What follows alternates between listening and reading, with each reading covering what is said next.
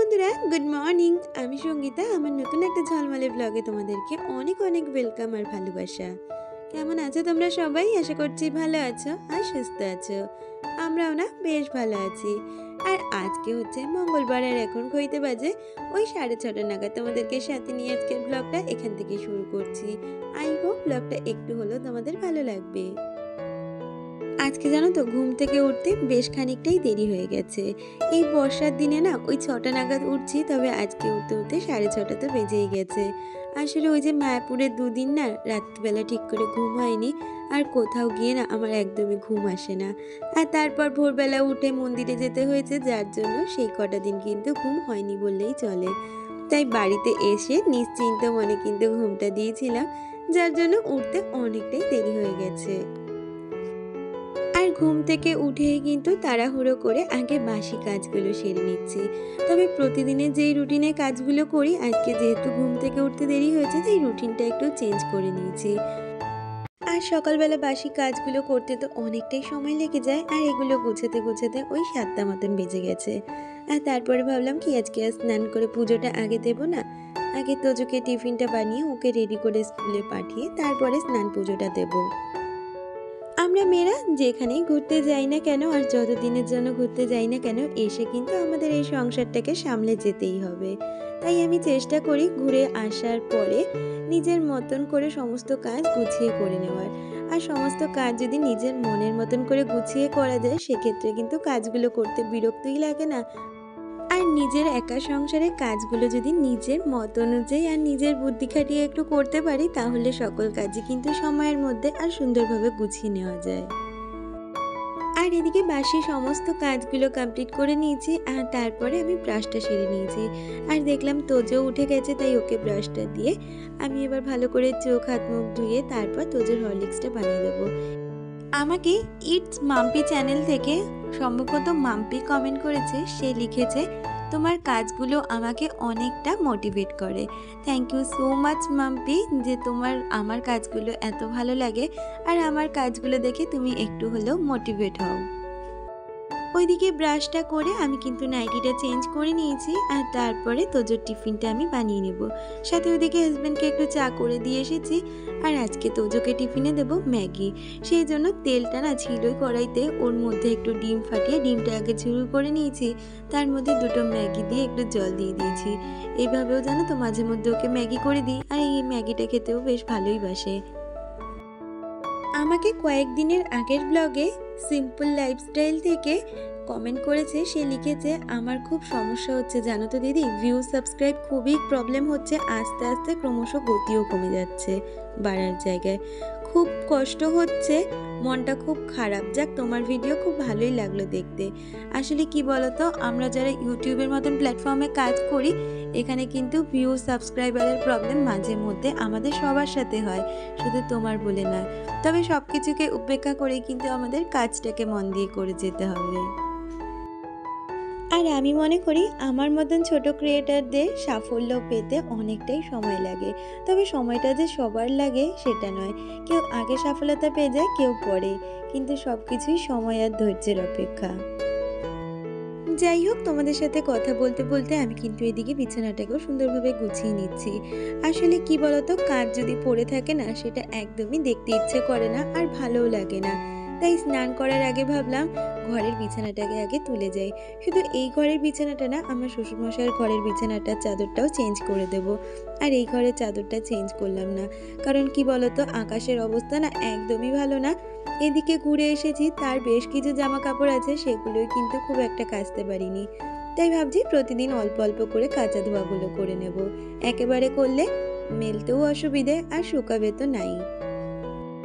এত দূর পর্যন্ত যারা আমার আজকের ভিডিওটার সাথে রয়েছে, আমার আজকের ভিডিওটা তোমাদের যদি কিছু ভালো লেগে থাকে, প্লিজ একটা লাইক কমেন্ট করে দিয়ে যেও। আর আমার চ্যানেলের নতুন বন্ধু হয়ে থাকলে চ্যানেলটা সাবস্ক্রাইব করে আমার পাশে থেকো।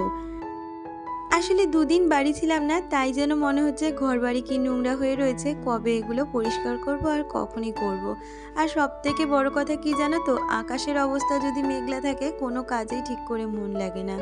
তবুও নোংরাভাবে তো ঘর বাড়িকে ফেলে রাখতে পারি না, যতটা পারছি ক্যামেরার সামনে অথবা ক্যামেরার পেছনে সমস্তটাই গুছিয়ে নেওয়ার চেষ্টা করছি। আর কি জানো তো, আমার মনটাও না একদমই ভালো নেই। সেটার কারণ তো অনেকগুলোই রয়েছে। প্রথম কারণ, মায়াপুর থেকে ঘুরে আসার পরে আমার যেন মনটা এখনও ওখানে পড়ে রয়েছে। আর দ্বিতীয় কারণ, এই যে আরজি করের যে ঘটনাটা ঘটেছে, সেই ঘটনাটা যার সাথে ঘটেছে সেই মেয়েটা কিন্তু আমাদের বাড়ির কাছাকাছিই থাকে।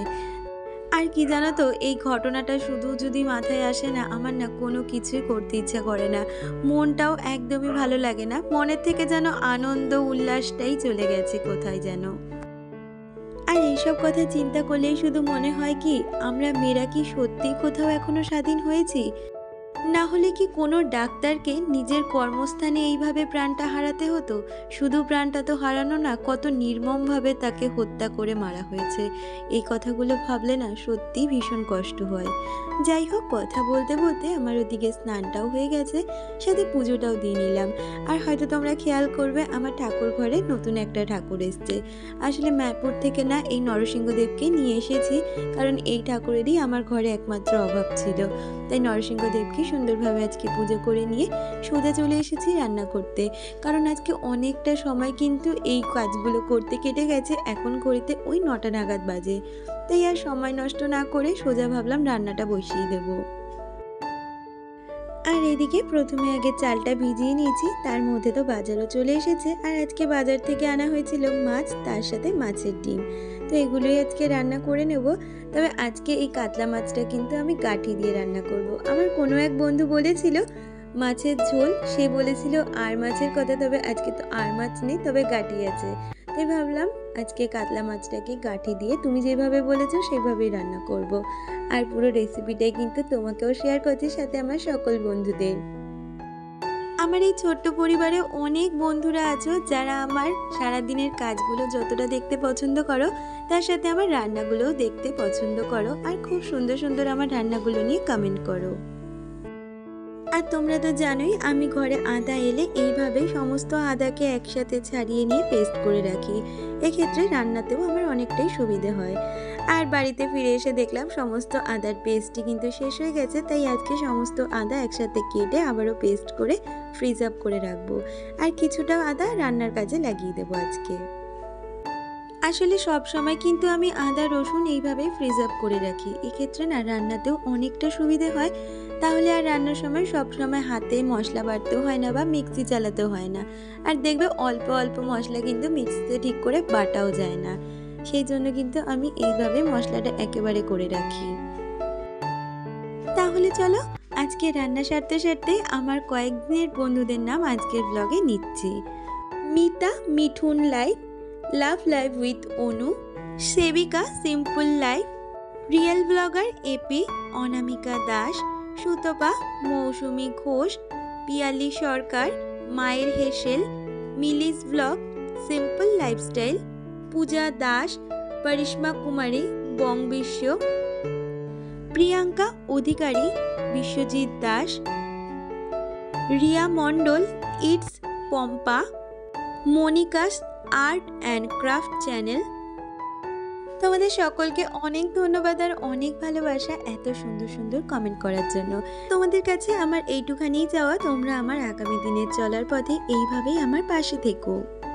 আমার কালকের মায়াপুর ব্লগের ভিডিওতে তোমরা অনেকেই কিন্তু খুব সুন্দর সুন্দর কমেন্ট করেছো, অনেকেই জানিয়েছো খুব সুন্দর লাগলো মায়াপুর দর্শন। আমি কতটা মায়াপুরের ভিডিও করতে পেরেছি জানি না, তবে যতটা করেছি তোমাদের সাথে শেয়ার করেছি। এটাই যে তোমাদের ভালো লেগেছে, এটা কিন্তু আমার অনেকটাই ভালো লাগার জায়গা। তবে প্রতিদিনের কাজে যতটা ভালোবাসা পাই, আমার ঘোরাফেরার ভিডিওতে কিন্তু অতটাও ভালোবাসা পাই না। এটাই জানো তো আমার সব থেকে বেশি দুঃখের জায়গা। যাই হোক, গল্প করতে করতে আমার কিন্তু দুটো রান্নাই হয়ে গেছে, সাথে ভাতটা বসিয়ে দিয়েছি। আর এদিকে এসে দেখি কি অন্ধকার করে এসেছে আকাশটা, দেখো পুরো মেঘে ভরে গেছে। আর তারপরে ঝমঝম করে বৃষ্টি নামতেও শুরু করেছে। আর এদিকে তো তোজোর আসারও সময় হয়ে যাচ্ছে, তবে তোজো যখন এসেছিল বৃষ্টিটা অনেকটাই কমে গেছিল। আর এদিকে এসে ভাতটা উপর দিয়ে এবার রান্নাঘরটাকে সুন্দরভাবে পরিষ্কার করে নিচ্ছি। আমার অনেক বন্ধুরা আছো যারা আমার সাথে কিন্তু যোগাযোগ করতে চাও পার্সোনালভাবে। সেক্ষেত্রে আমি সবাইকে বলি আমার কিন্তু প্রোফাইলে আমার ইনস্টাগ্রাম আইডি আর আমার ফেসবুক আইডি দেওয়া আছে। সেটাও যদি তোমরা না পাও আমি কিন্তু কমিউনিটি পোস্টে ২ দিন আগে আমার ফেসবুক আইডির লিঙ্ক শেয়ার করেছি। তোমরা চাইলে সেখানে গিয়ে আমার সাথে যোগাযোগ করতে পারো, আমাকে মেসেঞ্জারে পিং করো, আমি সকলকে রিপ্লাই দেব। ইতিমধ্যে কিন্তু অনেক বন্ধুরাই আমাকে ইনস্টাগ্রাম আর ফেসবুকে মেসেজ করেছে আর সকলের সাথে কথা হয়ে আমার কিন্তু বেশ ভালো লাগছে। আর এইদিকে দেখো কথা বলতে বলতে আমি কিন্তু রান্নার পরে রান্নাঘরটাকেও সুন্দরভাবে পরিষ্কার করে নিচ্ছি। আর রান্নার পরে যেই টুকটাক বাসনগুলো থাকে সেগুলোকেও এখন ভালো করে ধুয়ে রেখে দিচ্ছি, কারণ এই জিনিসগুলো না আমি আর কাজের দিদিকে মাজতে দিই না। সেও তো মানুষ, তাকে আর কত বাসন মাজতে দেবো, তাই যতটা পারি টুকটাক বাসনগুলো আমি হাতেই মেজে নেওয়ার চেষ্টা করি। আর এদিকে এখন রান্নাঘরটাকে সুন্দরভাবে মুছে নিলেই কিন্তু রান্নাঘরের সমস্ত কাজই আমার কমপ্লিট হয়ে যায়। আর বাইরে কিন্তু এখনও ঝিরিঝিরি বৃষ্টি পড়ছে, জানো তো এতগুলো জামা কাপড় কেচেছি কিছুই শোকায়নি, সমস্তটা আবার পাখার তলায় মেলে দিতে হয়েছে। তাহলে চলো আজকে কি রান্না বান্না করছি তোমাদের সাথে শেয়ার করি। গাঁটি দিয়ে মাছের ঝোল আর গাঁটি আর আলু দিয়ে ডিমের বড়া করেছি, তার সাথে ভাত। তাহলে চলো আজকের ভিডিওটা এই পর্যন্তই রাখছি, দেখা হচ্ছে পরবর্তী ভিডিওর সাথে। ততক্ষণ তোমরা ভালো থেকো।